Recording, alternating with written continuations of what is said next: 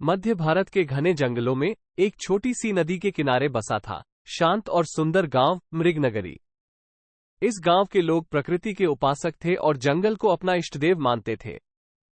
जंगल उन्हें फल, फूल, जड़ी बूटी और जंगली जानवरों से रक्षा प्रदान करता था। गांव के हर घर में सुबह शाम जंगल के देवता की पूजा होती थी। मृगनगरी में रहने वाली एक दंपत्ति, धर्मराज और सीता, भगवान शिव के परम भक्त थे।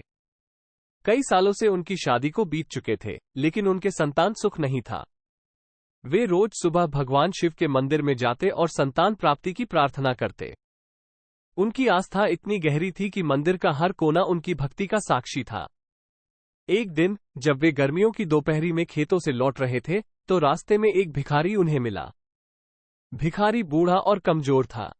उसने धर्मराज और सीता से दान मांगा।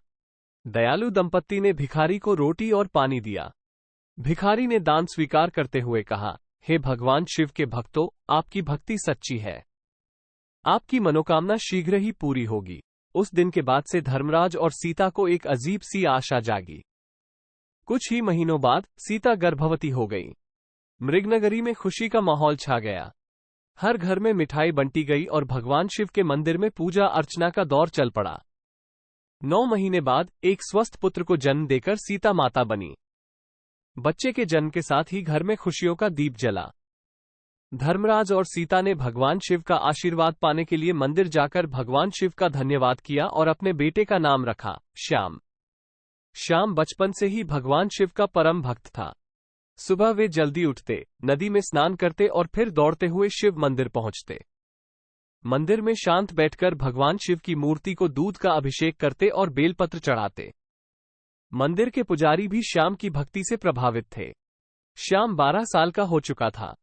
एक दिन जब वह दोपहर के वक्त जंगल में लकड़ी इकट्ठा करने गया, तो उसे एक अद्भुत नजारा देखने को मिला।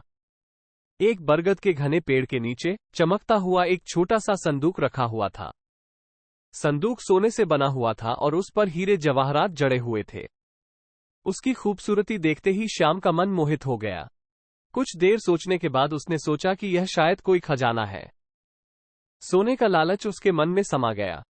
उसने झुककर संदूक उठा लिया और तेजी से घर की तरफ भागने लगा। घर पहुंचकर उसने खुशी खुशी संदूक अपने माता पिता को दिखाया। संदूक देखते ही धर्मराज और सीता की आंखें चौंधिया गईं। उन्होंने श्याम को समझाया कि यह अनजान चीज नहीं लेनी चाहिए। जंगल में ऐसी अद्भुत चीजें खतरनाक हो सकती हैं। लेकिन श्याम उनकी बात नहीं मान रहा था। वह संदूक खोलने के लिए बेताब था। अंत में धर्मराज ने संदूक खोलने का फैसला किया। जैसे ही उन्होंने संदूक का ताला खोला, वैसे ही उसमें से घना काला धुआं निकलने लगा। कुछ ही सेकंडों में पूरा घर उस धुआं से भर गया। धर्मराज, सीता और श्याम खांसने लगे। उनकी आंखों से आंसू बहने लगे और गले में जलन होने लगी। वे घबराकर खिड़की और दरवाजे खोलने की कोशिश करने लगे, लेकिन अदृश्य शक्ति ने उन्हें ऐसा करने से रोक दिया।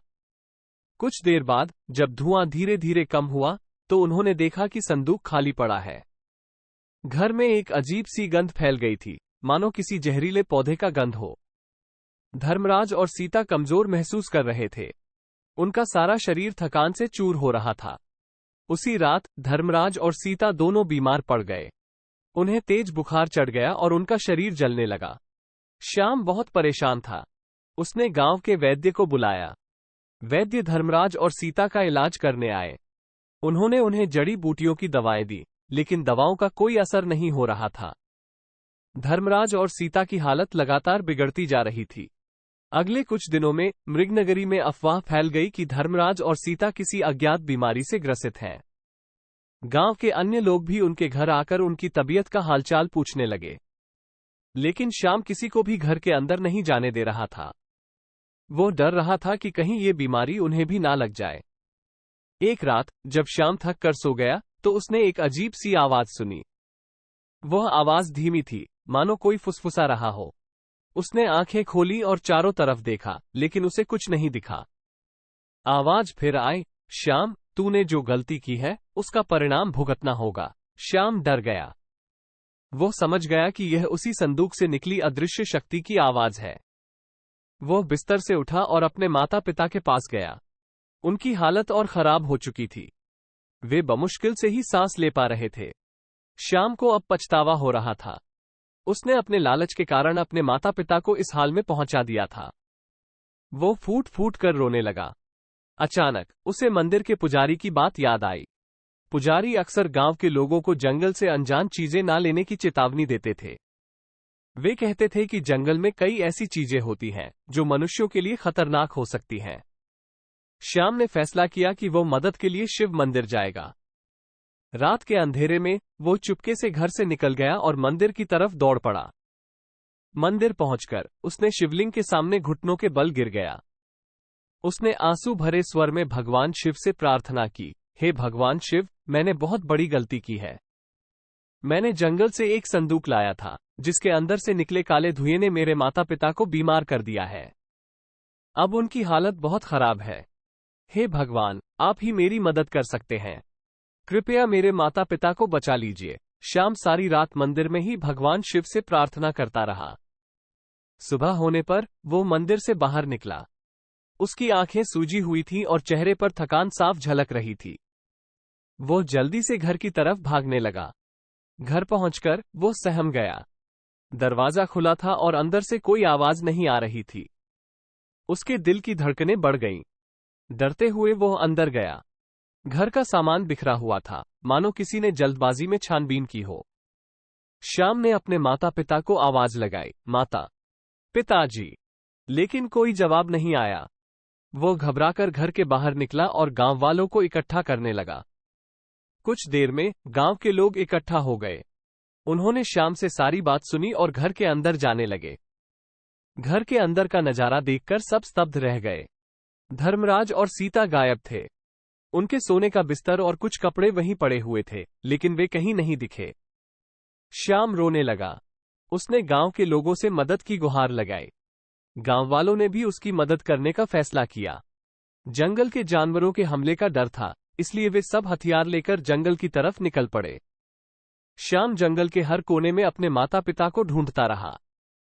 वो पेड़ों के पीछे झांकता, पत्तों को हटाकर देखता और जोर जोर से उनके नाम पुकारता, लेकिन उसे कोई जवाब नहीं मिला। कुछ देर बाद उन्हें एक बूढ़े साधु का डेरा दिखा। साधु एक बरगद के पेड़ के नीचे समाधि लगाए हुए थे। उनकी लंबी दाढ़ी और जटाएं उनके तप का प्रमाण दे रही थीं। गांव के मुखिया ने साधु को प्रणाम किया और उन्हें सारी कहानी सुनाई। साधु ने ध्यान से उनकी बात सुनी और फिर श्याम से पूछा, बेटा, तुमने जंगल से क्या लिया था? श्याम ने संकोच करते हुए बताया कि उसने जंगल से एक सोने का संदूक लिया था। उसने साधु को वो रात की अजीब घटना और अदृश्य शक्ति की आवाज के बारे में भी बताया। साधु ने सिर हिलाया और कहा, बेटा, तूने अनजाने में एक बहुत बड़ी गलती कर दी है। वह संदूक कोई साधारण चीज नहीं था। उसमें एक भयानक तंत्र मंत्र साधना छुपी हुई थी। उस संदूक को खोलने से उस शक्ति को मुक्ति मिल गई है। साधु ने श्याम को बताया कि तंत्र मंत्र साधना करने वाले कई तांत्रिक अक्सर जंगल में ऐसी चीजें छुपाते हैं। वे ऐसा इसलिए करते हैं ताकि उनकी साधना व्यर्थ न जाए। उन्होंने आगे कहा, अब तुम्हारे माता पिता को बचाना आसान नहीं होगा।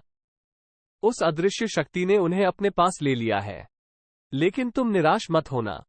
शायद उन्हें बचाने का एक रास्ता है।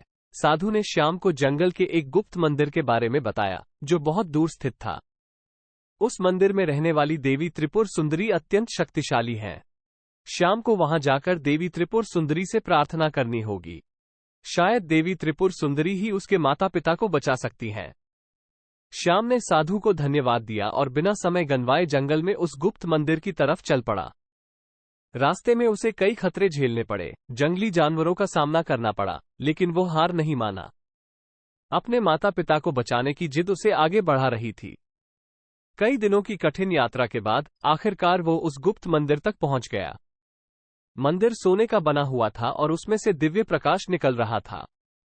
श्याम ने मंदिर के सामने घुटनों के बल गिरकर देवी त्रिपुर सुंदरी से प्रार्थना शुरू कर दी।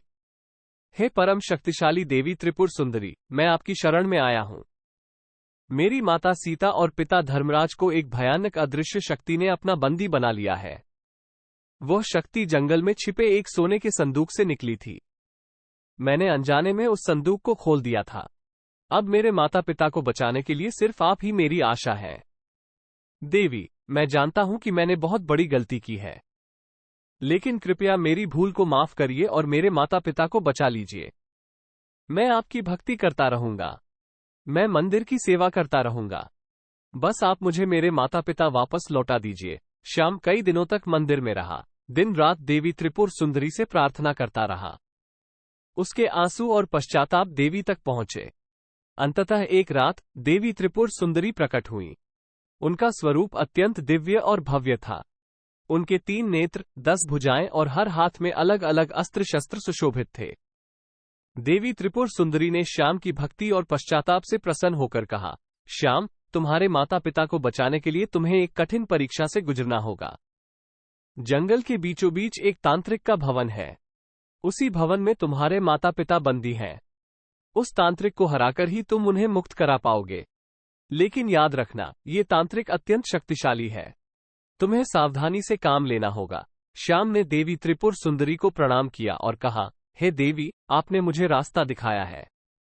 अब मैं अपने माता पिता को बचाने के लिए कुछ भी करूंगा। देवी त्रिपुर सुंदरी ने श्याम को आशीर्वाद दिया और कहा, मैं तुम्हारे साथ हूं।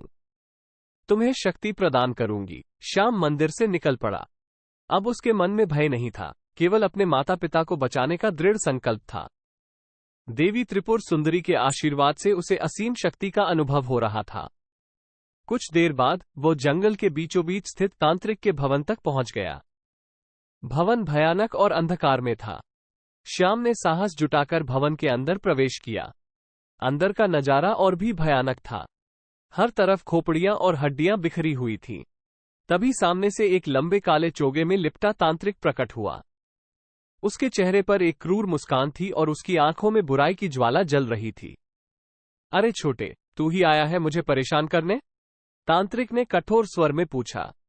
श्याम ने कहा, मैं तुम्हारे पास अपने माता पिता को लेने आया हूं।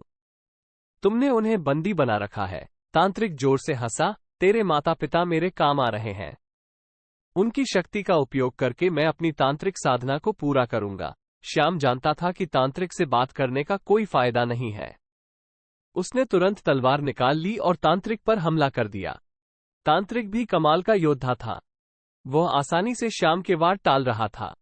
उसने अपने जादू से श्याम पर आग की गेंदें फेंकी, लेकिन देवी त्रिपुर सुंदरी के आशीर्वाद से वे गेंदें श्याम को छुए बिना ही जमीन पर गिरकर राख हो गईं। लड़ाई काफी देर तक चली। श्याम थकने लगा था, लेकिन अपने माता पिता को बचाने का संकल्प उसे ताकत दे रहा था। अचानक उसे देवी त्रिपुर सुंदरी की बात याद आई।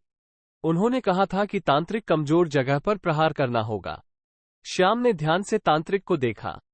उसने पाया कि तांत्रिक के सीने पर एक छोटा सा निशान है।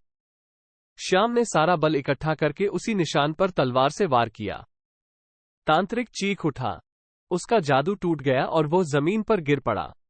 श्याम जल्दी से तांत्रिक के भवन के अंदर गया। वहां एक कमरे में उसे अपने माता पिता बेहोश अवस्था में मिले। उसने उन्हें जगाया और उन्हें वहां से निकालकर जंगल से बाहर ले गया। कुछ देर बाद सीता और धर्मराज होश में आए। उन्हें ये जानकर बहुत खुशी हुई कि श्याम ने उन्हें बचा लिया है। उन्होंने श्याम को गले लगा लिया और उसके साहस की प्रशंसा की। श्याम ने उन्हें जंगल में हुए सभी घटनाओं के बारे में बताया। सीता और धर्मराज को ये जानकर बहुत दुख हुआ कि उस संदूक के कारण उन्हें इतनी परेशानी झेलनी पड़ी। श्याम ने देवी त्रिपुर सुंदरी के मंदिर में वापस जाकर उनका आशीर्वाद लिया। देवी त्रिपुर सुंदरी ने श्याम की भक्ति से प्रसन्न होकर उसे एक वरदान दिया। श्याम ने वरदान के रूप में यह मांगा कि मृगनगरी और उसके आसपास के जंगल में कभी भी ऐसी कोई बुरी शक्ति न आए। देवी त्रिपुर सुंदरी ने श्याम को वरदान दिया और कहा कि अब यहां शांति बनी रहेगी। श्याम अपने माता पिता के साथ मृगनगरी लौट आया। गांव के लोग उसे देखकर बहुत खुश हुए। उन्होंने श्याम के माता पिता के सकुशल लौटने का जश्न मनाया। उस दिन से श्याम गांव का नायक बन गया। सभी उसकी बहादुरी और भक्ति की चर्चा करने लगे। श्याम ने जंगल से कभी भी कोई अनजान चीज ना लेने का सबक सीखा और दूसरों को भी यही सीख देता था। श्याम अपने माता पिता के साथ खुशहाल जीवन व्यतीत करता रहा। जंगल और गांव के बीच शांति बनी रही। देवी त्रिपुर सुंदरी की कृपा से मृगनगरी में हमेशा सुख समृद्धि का वास रहा।